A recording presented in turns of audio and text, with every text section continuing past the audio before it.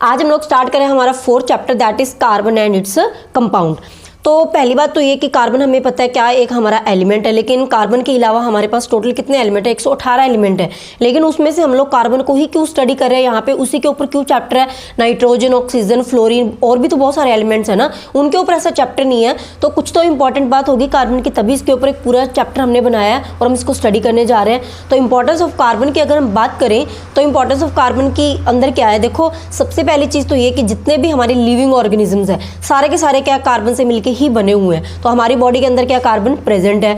इसके अलावा जितने भी फ्यूल हम लोग यूज करते हैं ऑलमोस्ट सबके अंदर क्या होता है, हमारा कार्बन प्रेजेंट होता है। इसके अलावा कार्बोहाइड्रेट, प्रोटीन, फैट एक्सेट्रा जितनी भी ये चीजें हैं इनके अंदर भी हमारा क्या होता है, कार्बन प्रेजेंट होता है। यहाँ तक कि जो प्लास्टिक है उसके अंदर भी क्या प्रेजेंट होता है, कार्बन प्रेजेंट होता है। तो हम कह सकते हैं कि जहाँ पे भी हम लोग बैठे हैं ना, या जहाँ पे भी हम लोग हैं, अगर हम अपने चारों तरफ नजर घुमाए ना तो हमारे आमने सामने जितनी भी चीजें हैं उसमें से 90% चीजों के अंदर हमारा क्या प्रेजेंट होता है, कार्बन प्रेजेंट होता है। तो इतनी ज्यादा इंपॉर्टेंस है कार्बन की, इसीलिए हम लोग क्या कार्बन के बारे में स्टडी करना जरूरी है हमारे लिए। अब यहाँ पे क्या छोटी सी इंटरेस्टिंग बात है कि देखो हमने बोला कि कार्बन क्या ऑलमोस्ट हर चीज के अंदर प्रेजेंट है, लेकिन अगर हम कार्बन की क्वांटिटी की बात करें, ठीक है, इसकी मात्रा की बात करें, तो जो कार्बन है वो क्या है, अर्थ के क्रस्ट में मिलता है हमें, और उसकी जो परसेंटेज है वो कितनी है, 0.02% है ओनली। और एटमॉस्फेयर के अंदर ये हमें क्या गैसेस रूप में मिलता है, उसकी जो परसेंटेज है वो सिर्फ कितनी है, 0.03%। तो हम देख पा रहे हैं कि दोनों जगह पे क्या है, इसकी क्वांटिटी कितनी कम है, लेकिन इसके बावजूद भी कार्बन इतना कम होने के बावजूद भी कार्बन ऑलमोस्ट हर चीज के अंदर प्रेजेंट है। तो ऐसे क्या खासियत है कार्बन की, ऐसी क्या मतलब इंपॉर्टेंट चीज है कार्बन के पास जो क्या जिसकी वजह से वो हर चीज के अंदर प्रेजेंट है, उसी के बारे में आज हमने इस चैप्टर में पढ़ना है। तो ये तो चीज हो गई इंपॉर्टेंस ऑफ कार्बन की। तो थोड़ा सा कार्बन के बारे में बेसिक इन्फॉर्मेशन जो हमें पता है वो देख लेते हैं। तो यहाँ पे एटॉमिक नंबर कार्बन का क्या होता है, 6, ये हमें ऑलरेडी पता है। तो एटॉमिक नंबर का मतलब क्या होता है कि कार्बन के पास 6 ही प्रोटॉन है और 6 ही हमारी क्या है, इलेक्ट्रॉन है। इसकी इलेक्ट्रॉनिक कॉन्फ़िगरेशन की बात करें तो वो क्या बनी, 2 and 4। पहली शेल के अंदर 2 इलेक्ट्रॉन है, सेकंड शेल के अंदर हमारे कितने इलेक्ट्रॉन है, 4 इलेक्ट्रॉन है। तो इसकी जो वैलेंसी है वो कितनी निकली, 4। तो अगर आपको क्या इलेक्ट्रॉनिक कॉन्फ़िगरेशन और वैलेंसी वाला कॉन्सेप्ट क्लियर नहीं है तो इसकी एक मैंने वीडियो ऑलरेडी बनाई हुई है, मैं यहाँ पे लिंक अटैच कर दूंगी, आप वहां से जाके उसको क्लियर कर सकते हो। यहाँ पे क्या, अगर इसकी वैलेंसी 4 है दैट मीन्स हम कह सकते हैं कि जो हमारा कार्बन है वो क्या है, टेट्रा वैलेंट। टेट्रा का मतलब क्या है, 4, और वैलेंट मीन्स वैलेंसी। तो हम कह सकते हैं कि कार्बन जो है हमारा क्या टेट्रा वैलेंट है। इसी तरीके से अगर किसी एलिमेंट की या एटम की वैलेंसी 1 है तो उसको हम लोग बोलेंगे मोनोवैलेंट, 2 है तो उसको बोलेंगे डाईवैलेंट। इस तरीके से हम लोग नेमिंग करते हैं। अब यहाँ पे क्या इसके स्ट्रक्चर अगर देखें तो कार्बन की स्ट्रक्चर में क्या, ये हमारा न्यूक्लियस हो गया, तो इसके अंदर क्या कितनी शेल्स है, 2 शेल्स है। तो पहली शेल के अंदर हमारे कितने इलेक्ट्रॉन है, 2 इलेक्ट्रॉन है। सेकंड शेल के अंदर हमारे कितने इलेक्ट्रॉन है, 4 है। तो ये मैंने यहाँ पे बनाया 1 2 3 4। और बाहर वाली शेल को हमें ऑलरेडी पता है, उसको हम लोग क्या बोलते हैं, आउटर मोस्ट शेल या फिर वैलेंस शेल। अब ये तो हो गई कार्बन की बेसिक नॉलेज जो हमें ऑलरेडी पता थी। अब देखो दुनिया में क्या है ना, हर चीज स्टेबल होने के लिए भागती है, चाहे वो हम लोग हो चाहे एलिमेंट हो। हम लोग क्या स्टेबल होने के लिए हमें क्या चाहिए, पैसा चाहिए। लेकिन जो हमारे एलिमेंट्स होते हैं ना, उनको स्टेबल होने के लिए पैसों की जरूरत नहीं होती, उनको स्टेबल होने के लिए किसकी जरूरत होती है, इलेक्ट्रॉन्स की जरूरत होती है। ये भी स्टेबल होना चाहते हैं और इनके स्टेबल होने का फंडा क्या है, ये जो रूल हमने ऑलरेडी स्टडी करे हुए, that is the octet rule और ड्यूप्लेट रूल। ऑक्टेट रूल क्या कहता है कि कोई भी जो एलिमेंट है, किसको छोड़ के, सिर्फ हाइड्रोजन और हीलियम को छोड़ के, इन दोनों एलिमेंट को छोड़ के जितने भी एलिमेंट है वो ऑक्टेट रूल फॉलो करते हैं स्टेबल होने के लिए। और ये रूल कहता है कि किसी भी एलिमेंट की लास्ट शेल के अंदर, वैलेंस शेल के अंदर अगर 8 इलेक्ट्रॉन कंप्लीट हो जाए तो वो जो एलिमेंट है या एटम है वो क्या हो जाएगा, स्टेबल हो जाएगा। तो यहाँ आप साफ साफ देख रहे हो जो कार्बन है, इसकी जो हमारी लास्ट शेल जो है इसके अंदर कितने इलेक्ट्रॉन है, 4 है ना। तो इसको स्टेबल होने के लिए कितने और इलेक्ट्रॉन की जरूरत है, 4 इलेक्ट्रॉन और इसको चाहिए, तब ये जाके क्या होगा, स्टेबल होगा। इसी तरीके से क्या जो हाइड्रोजन और हीलियम है वो डुप्लेट रूल को फॉलो करते हैं। वो चाहते हैं कि उनकी जो लास्ट शेल है उसके अंदर मैक्सिमम कितने इलेक्ट्रॉन्स हो, 2 इलेक्ट्रॉन्स हो, तो वो क्या हो जाएंगे, स्टेबल हो जाएंगे। ये एक्सेप्शनल केस होता है, अदरवाइज सारे जो एलिमेंट है इस रूल को फॉलो करते हैं, ये आपको ऑलरेडी पता होगा। तो आगे बात करते हैं। देखो यहाँ पे हमने देखा कि जो हमारा कार्बन है वो क्या है, उसके पास क्या है, लास्ट शेल के अंदर जो 4 इलेक्ट्रॉन्स है, तो ये स्टेबल नहीं है। तो ऑब्वियसली स्टेबल होना चाहता है, वो स्टेबल होने के लिए एलिमेंट्स क्या करते हैं, किसी और एलिमेंट के साथ जाकर जुड़ जाते हैं, सो दैट वो इलेक्ट्रॉन्स का क्या कर सके, लेन देन कर सके। एलिमेंट्स जो हमारे होते हैं वो क्या करते हैं, बॉन्ड बनाते हैं। बॉन्ड का मतलब क्या होता है, हम कहते हैं ना कि हमारी किसी के साथ बॉन्डिंग बहुत अच्छी है, मींस हमारी उसके साथ अटैचमेंट बहुत अच्छी है। इसी तरीके से क्या करते हैं, जो हमारे एलिमेंट्स होते हैं वो भी क्या स्टेबल होने के लिए, इलेक्ट्रॉन्स को लेने के लिए या फिर किसी को इलेक्ट्रॉन देने के लिए क्या करते हैं, किसी और के साथ जाके एलिमेंट के साथ जुड़ जाते हैं और उसी को हम लोग क्या कहते हैं, बॉन्ड बनाना। तो इस अभी हम क्या स्टडी करेंगे, बॉन्डिंग की बात करेंगे कि कार्बन जो है उसको स्टेबल होना है, इसके लिए वो क्या बनाएगा, बॉन्ड बनाएगा। तो कार्बन के अंदर बॉन्डिंग कैसे होती है। अब देखो कार्बन के लास्ट शेल के अंदर मैंने आपको बताया कितने इलेक्ट्रॉन्स है, 4 इलेक्ट्रॉन्स है, ठीक है जी। अब यहाँ पे क्या है, या तो कार्बन मोस्टली क्या होता है ना, जितने भी एलिमेंट्स होते हैं, ये हमने मेटल और नॉन मेटल वाले चैप्टर में भी स्टडी किया था, ज्यादातर एलिमेंट्स क्या करते हैं, या तो इलेक्ट्रॉन किसी को देते हैं या किसी को लेते हैं, और लेन देन करके इलेक्ट्रॉन्स का वो क्या करते हैं, आयोनिक बॉन्ड्स बनाते थे, तब वो जाके क्या होते थे, स्टेबल होते थे। लेकिन यहाँ पे इंटरेस्टिंग बात यह है कि जो कार्बन है ना, वो ना तो बेचारा किसी को 4 इलेक्ट्रॉन दे सकता है, ना ही किसी से 4 इलेक्ट्रॉन ले सकता है। यहाँ पे ये थोड़ी सी इंटरेस्टिंग बात है। अब इसका रीजन जानते हैं कि ऐसा क्यों है कि कार्बन किसी को 4 इलेक्ट्रॉन क्यों नहीं दे सकता और ले क्यों नहीं सकता। तो अगर बात करें why can't carbon lose 4 electron, क्योंकि कई बार 2 मार्क्स के सेपरेट क्वेश्चंस आ जाते हैं, तो इसीलिए मैंने ये इंक्लूड किया है यहाँ पे। Why can't carbon lose 4 electron, तो कार्बन 4 इलेक्ट्रॉन को लूज क्यों नहीं कर सकता, क्योंकि देखो अगर लूज करने से स्टेबल कैसे होता है, अगर ये अपने 4 इलेक्ट्रॉन लूज कर देना तो ये लास्ट शेल इसकी खत्म हो जाएगी, तो इसकी शेल कौन सी बनेगी, लास्ट ये वाली ना, पहली शेल, तो इसके अंदर ऑलरेडी 2 इलेक्ट्रॉन्स कंप्लीटली फिल्ड है, तो इसलिए ये क्या होना चाहिए था, स्टेबल होना चाहिए था। लेकिन ये क्या है, बेचारा अपने जो 4 इलेक्ट्रॉन है उसको लूज नहीं कर सकता। क्यों नहीं कर सकता, क्योंकि भाई इलेक्ट्रॉन लूज करना कोई बच्चों का खेल नहीं है। इलेक्ट्रॉन लूज करने के लिए जो हमारी है एनर्जी लगती है, जो हमारे एलिमेंट्स होते हैं उनकी एनर्जी लगती है इलेक्ट्रॉन्स को रिमूव करने के लिए अपने में से, और वो जो एनर्जी होती है वो यहाँ पे क्या होता है, बहुत ज़्यादा अमाउंट में रिक्वायर्ड होती है। इतनी एनर्जी इनके पास नहीं होती, ये चीज़ फिजिबल नहीं होती, कन्वीनियंट नहीं होती।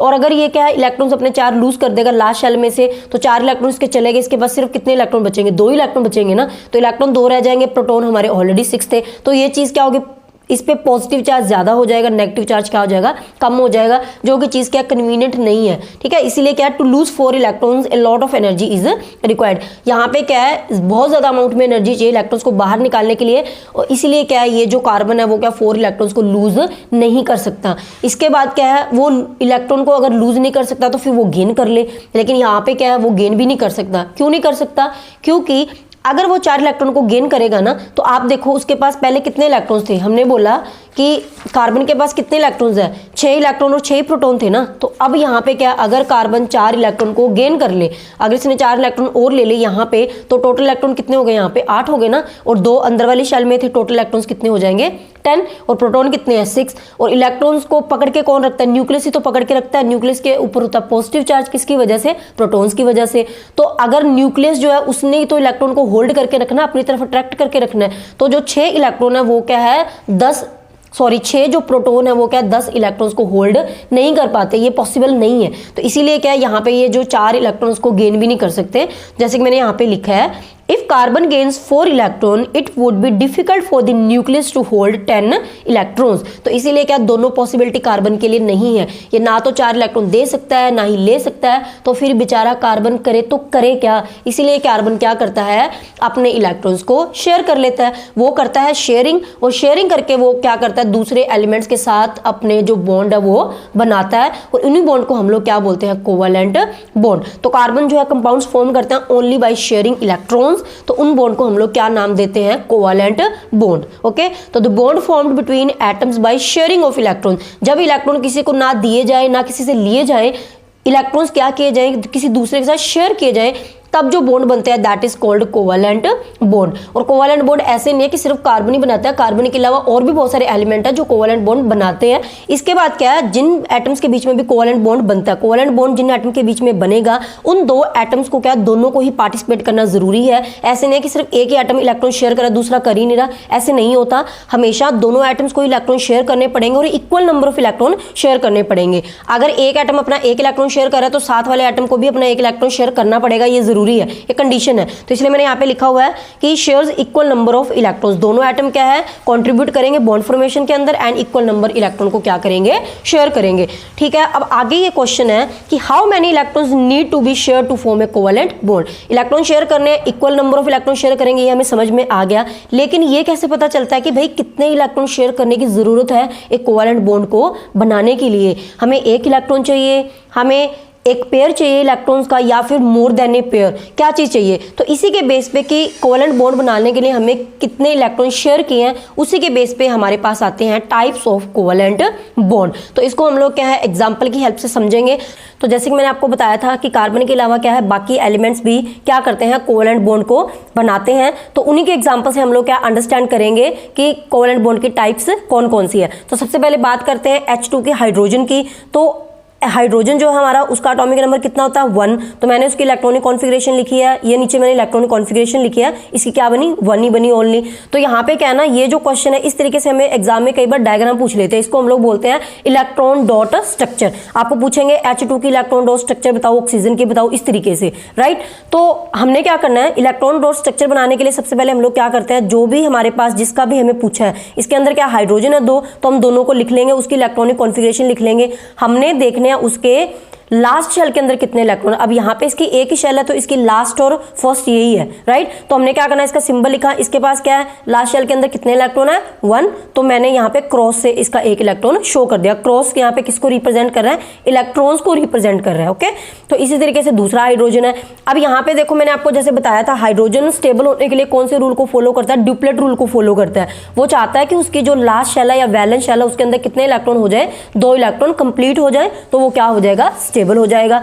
अब हम देख रहे हैं यहाँ पे कि हाइड्रोजन के पास क्या सिर्फ एक इलेक्ट्रॉन है ना, इसको एक और चाहिए, इसको भी एक और चाहिए, तो ये क्या करेंगे अपने इलेक्ट्रॉन शेयर कर लेंगे। तो यहाँ पे क्या करें, इस हाइड्रोजन ने अपना इलेक्ट्रॉन बीच में रख दिया, यहाँ पे इसने भी अपना बीच में रख दिया शेयर करने के लिए। तो आप देखो इस हाइड्रोजन के पास भी कितने इलेक्ट्रॉन हो गए, 2 हो गए, इसके पास भी 2 हो गए। इस तरीके से ये भी खुश ये भी खुश और दोनों का नुकसान भी नहीं हुआ। तो दोनों ने शेयरिंग करके क्या किया, कोवेलेंट बॉन्ड बना लिया। और यहाँ पे कोवेलेंट बॉन्ड बनाने के लिए कितने इलेक्ट्रॉन को शेयर किया गया, 2 इलेक्ट्रॉन को, मीन्स एक पेयर को। तो जब क्या है एक पेयर को शेयर किया जाए इलेक्ट्रॉन्स के कोवेलेंट बॉन्ड बनाने के लिए, उसको हम लोग क्या बोलते हैं बच्चों, सिंगल कोवेलेंट बॉन्ड। तो यहाँ पे मैंने लिखा है 1 pair of electron is shared between the atoms, right. तो इस तरीके से क्या है, जब जहां पे भी आपको 2 इलेक्ट्रॉन दिखाई दे उसकी हम लोग एक लाइन ड्रॉ करते हैं। तो इसको ऐसे रिप्रेजेंट करने के बजाय इजी वे में हम लोग इसको ऐसे लिख सकते हैं। तो दोनों हाइड्रोजन को लिखा, बीच में हमने क्या लगा दिया, एक सिंगल लाइन, मींस ये क्या हमारा एक सिंगल कोवेलेंट बॉन्ड। अब ऑक्सीजन की बात करें तो सेम ही है, ऑक्सीजन का जो एटॉमिक नंबर है वो कितना होता है 8 होता है। उसकी मैंने इलेक्ट्रॉनिक कॉन्फ़िगरेशन लिखी 2,6। अब फिर से मैंने आपको बताया था हमने क्या करना होता है, जो भी एलिमेंट हमारे पास है वो लिखने होता है, उसका सिंबल लिखना है। तो ऑक्सीजन इसका सिंबल हमने लिखा, फिर हमने क्या देखना है उसके लास्ट शेल के अंदर कितने इलेक्ट्रॉन, इसके पास कितने इलेक्ट्रॉन 6 है, तो हमने क्या किया क्रॉस से शो कर दिया। अब आपने सिर्फ इतना थोड़ा सा ध्यान रखना है कि जब भी हमारे पास क्या लास्ट शेल के अंदर एक से ज्यादा इलेक्ट्रॉन होंगे तो हम लोग उसको क्या पेयर्स की फॉर्म में रिप्रेजेंट करेंगे उसके अराउंड। ये आपकी मर्जी, आप यहाँ लिखना चाहो तो यहाँ पे भी लिख सकते हो, ऐसा कोई जरूरी नहीं है, चारों तरफ जहां मर्जी लिख सकते हो आप इलेक्ट्रॉन्स को। तो हमने क्या किया 6 इलेक्ट्रॉन है तो ऑक्सीजन लिखा, 2 मैंने यहाँ लिखे, 2 मैंने यहाँ लिखे, 2 मैंने यहाँ लिखे, तो ऑक्सीजन के कितने इलेक्ट्रॉन हो गए 6। दूसरे के पास भी क्या 6 ही है, ठीक है। अब यहाँ पे क्या है, ये जो इलेक्ट्रॉन को शेयर करेंगे स्टेबल होने के लिए, इस ऑक्सीजन को स्टेबल होने के कितने चाहिए, 2 और इलेक्ट्रॉन चाहिए, क्योंकि इसके पास कितने हैं 6 है। ये चाहता है कि इसके लास्ट शेल में कितने इलेक्ट्रॉन हो जाए, 8 इलेक्ट्रॉन हो जाए। तो इसको भी 2 इलेक्ट्रॉन चाहिए, इसको भी 2 चाहिए, तो इसलिए ये क्या करेंगे इलेक्ट्रॉन्स की शेयरिंग करेंगे। अब यहाँ पे देखो मैंने थोड़ा सा क्लियर कट आपको समझाने के लिए कि कितने इलेक्ट्रॉन्स की शेयरिंग करनी पड़ती है। अगर हमने क्या किया, जैसे कि मैंने यहाँ पे डायग्राम बनाई, ऑक्सीजन के 6 इलेक्ट्रॉन थे, आप मान लो यहाँ पे 1 इलेक्ट्रॉन था, इस ऑक्सीजन ने अपना 1 इलेक्ट्रॉन क्या किया यहाँ पे शेयर कर दिया। तो मैंने आपको बताया था दूसरे एटम को भी शेयर करना पड़ेगा, दोनों को equal number of electron share करने पड़ते हैं। इसने एक शेयर किया तो इसको भी शेयर करना पड़ेगा। ये भी अपना क्या यहाँ से जो 1 इलेक्ट्रॉन था ये उठा के इसने यहाँ रख दिया, तो मैंने ऑलरेडी यहाँ पे लिख दिया। तो दोनों ने एक एक शेयर कर लिया। अब क्या आप देखो क्या ये स्टेबल हो गए हैं। तो इसके पास इस ऑक्सीजन की बात करें तो इसके पास कितने इलेक्ट्रॉन हुए, 1 2 3 4 5 6 7। अभी भी इस इलेक्ट्रॉन के पास कितने इलेक्ट्रॉन, सिर्फ 7। तो ये स्टेबल नहीं है, ठीक है। ये भी स्टेबल नहीं है, इसके पास भी 7 है, इसीलिए इनको क्या एक एक और इलेक्ट्रॉन यहाँ पे क्या करना पड़ेगा, शेयर करना पड़ेगा। तो इस तरीके से पता चलता है कि कितने इलेक्ट्रॉन शेयर करने की नीड है। तो इन्होंने क्या किया, इस ऑक्सीजन ने भी अपने 2 इलेक्ट्रॉन शेयर किए और इस ऑक्सीजन ने भी अपने 2 इलेक्ट्रॉन क्या कर दिए, शेयर कर दिए। और इस तरीके से क्या है, जब हमारे पास क्या है 2 पेयर इलेक्ट्रॉन्स के शेयर किए जाए उसको हम लोग क्या बोलते हैं, डबल कोवेलेंट बॉन्ड। तो मैंने यहाँ पे डेफिनेशन लिखी है 2 pairs of electron shared between the atoms, उसको हम लोग क्या बोलते हैं, डबल कोवेलेंट बॉन्ड। और डबल कोवेलेंट बॉन्ड को हम लोग क्या है, मैंने आपको बताया जहां पे भी 2 इलेक्ट्रॉन दिखेंगे उसकी एक लाइन बनेगी, इसकी भी एक लाइन बनेगी। तो कितनी लाइंस आएंगी, 2 लाइन आएंगी। तो इसको हम लोग ऐसे भी शो कर सकते हैं। तो ये हो गया हमारा डबल कोवेलेंट बॉन्ड। तो इसी तरीके से आगे क्या, अगर हम लोग क्या नाइट्रोजन की बात करें तो इसका एटॉमिक नंबर 7 है, इलेक्ट्रॉनिक कॉन्फ़िगरेशन होगी 2 and 5।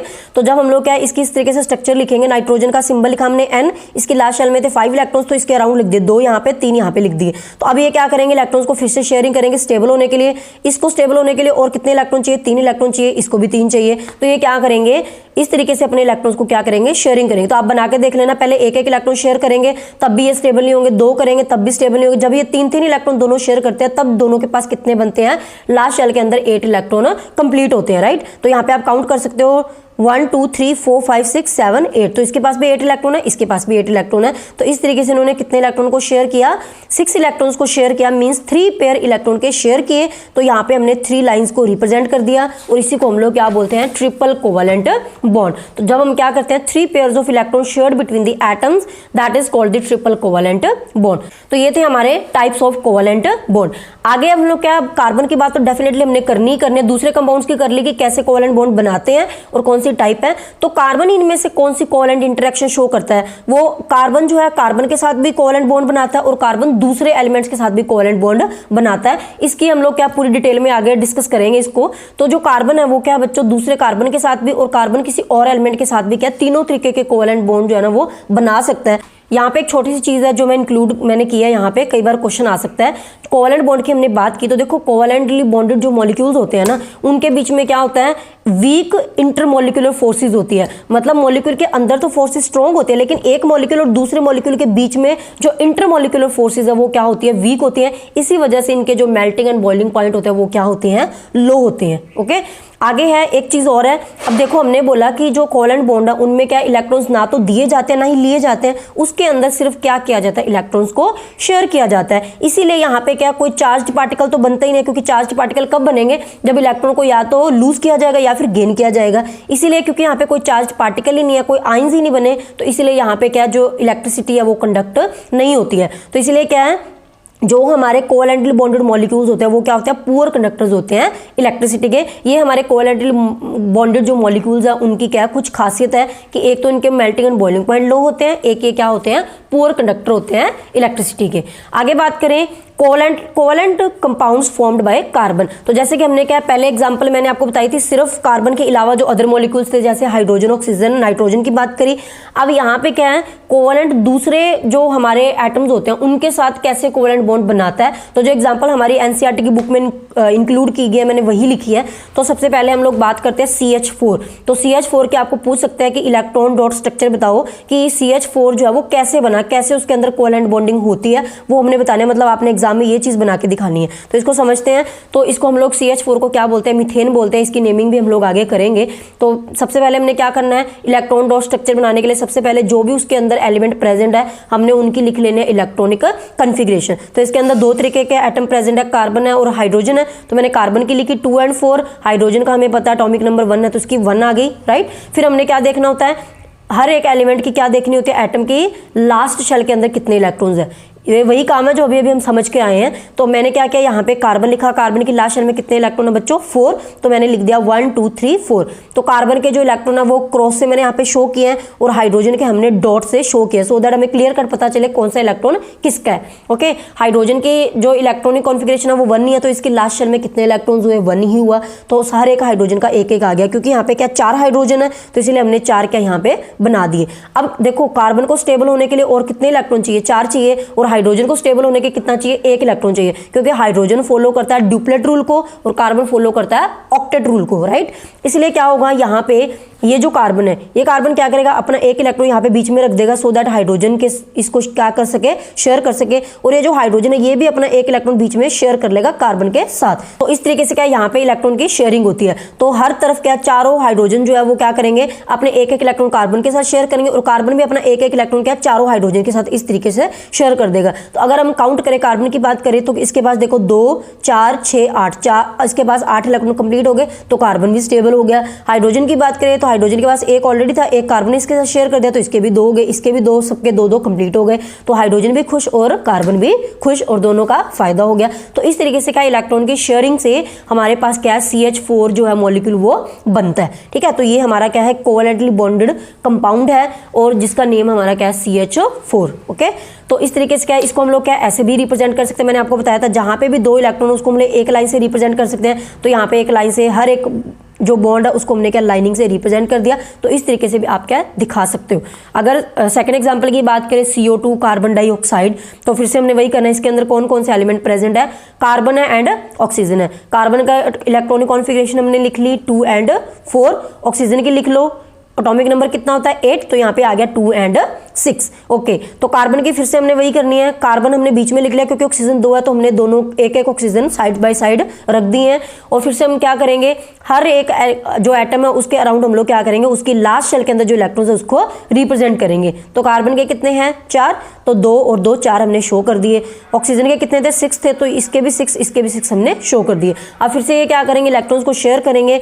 तो कार्बन क्या करेगा, अपने 2 इलेक्ट्रॉन इस ऑक्सीजन के साथ और 2 इलेक्ट्रॉन इस ऑक्सीजन के साथ शेयर कर लेगा। अब क्योंकि कार्बन ने इसके साथ 2 इलेक्ट्रॉन शेयर किया है तो इस ऑक्सीजन को भी कार्बन के साथ कितने इलेक्ट्रॉन शेयर करने पड़ेंगे 2।